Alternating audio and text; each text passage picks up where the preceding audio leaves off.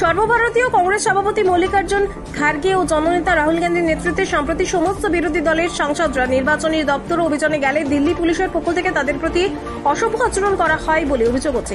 এই ঘটনার তীব্র প্রতিবাদ জানিয়ে প্রদেশ কংগ্রেসের রাজ্যব্যাপী নির্বাচনী দপ্তরের সামনে বিক্ষোভ কর্মসূচি ডাক দিয়েছে। দার্জিলিং জেলা কংগ্রেসের পক্ষ থেকেও আজ 12 আগস্ট দুটোই শিলিগুড়ি নির্বাচন কমিশন অফিস গেটের সামনে প্রতিবাদ সভা ও বিক্ষোভ কর্মসূচি আয়োজন করা হয়। জেলা কংগ্রেস নেতৃত্বের পক্ষ থেকে জানানো হয়েছে, ভোটের মৌলিক অধিকার রক্ষা এবং গণতান্ত্রিক ব্যবস্থাকে সুরক্ষিত রাখতে এই কর্মসূচি অত্যন্ত গুরুত্বপূর্ণ।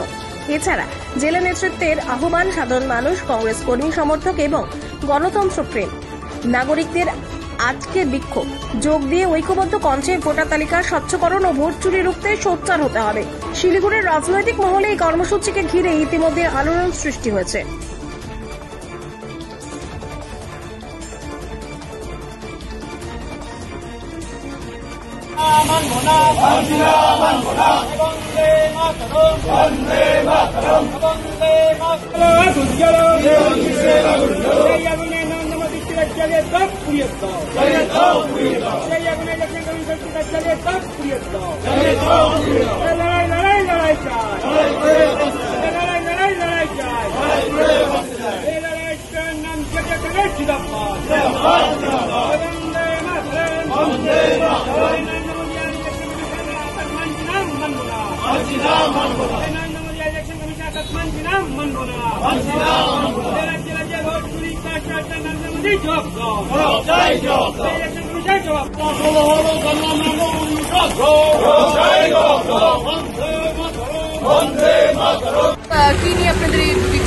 আজকে গতকাল আপনারা দেখেছেন যে ভোট চুরির বিরুদ্ধে মল্লিকার্জুন খার্গে এবং জননায়ক রাহুল গান্ধীর নেতৃত্বে যখন বিরোধী দলের সমস্ত সাংসদরা নির্বাচন কমিশনে অভিযোগ জানাতে যাচ্ছিলেন, মোদি এত ভয় পেয়েছেন, পুলিশ দিয়ে পথ আটকে এবং সাংসদদের গ্রেফতার করে 2 ঘন্টা বেলা 2টো অবধি রাহুল গান্ধী, প্রিয়াঙ্কা গান্ধী সবাইকে থানায় ডিটেন করে নির্বাচন মানুষের যে ভোট চুরির বিরুদ্ধে যে আওয়াজ, সেই আওয়াজটাকে বন্ধ করবার যে প্রয়াস, সেই প্রয়াসকে ধিক্কার জানাতে আজকে আমরা কংগ্রেস কর্মীরা এই নির্বাচন আধিকারিকের অফিসের সামনে বিক্ষোভে সামিল হয়েছি।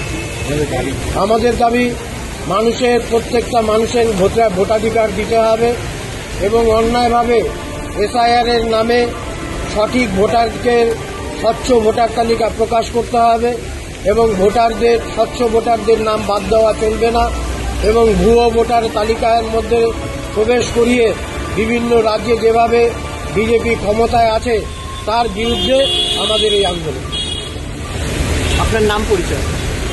আপনার নামের পরিচয়? সুবিন ভৌমিক।